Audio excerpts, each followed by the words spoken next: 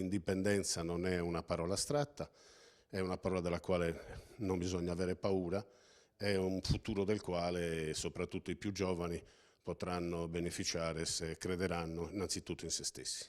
Per Giacomo Sanna sono tempi di secessione al contrario, ovvero lo Stato ci caccia. Una svolta che, unita alla crisi, anzi alla disperazione, fa capire a tutti il valore dell'indipendenza, sinonimo di libertà, innanzitutto economica, e prodotto del dialogo.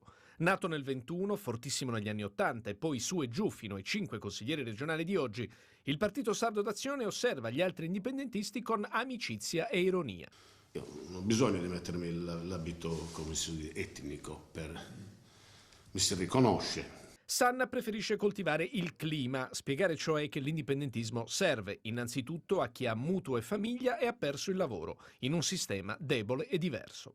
Il sistema fiscale è uguale a quello dei milanesi, sì. Abbiamo messo tutti sullo stesso piano, chi è ricco e chi è povero.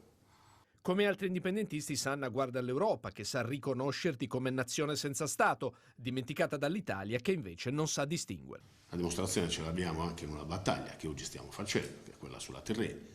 E mica lo Stato tiene conto che l'isola vera, l'unica isola, no? Siamo noi. Ed è il progetto della diversità che Sanna porta nell'alleanza col centrodestra di Cappellacci. Non sono uno che dice il partito è a disposizione, il partito ha la sua funzione, è in un'alleanza di carattere programmatico, ma da quella a dire che siamo altro ce ne passa. Perché i sardi, dice Sanna, non ci hanno perdonato per 20 anni. Prima il voto di protesta nell'84, poi i compagni di viaggio, la sinistra che non ci hanno aiutato. Insomma, frutti sprecati. Ma ora?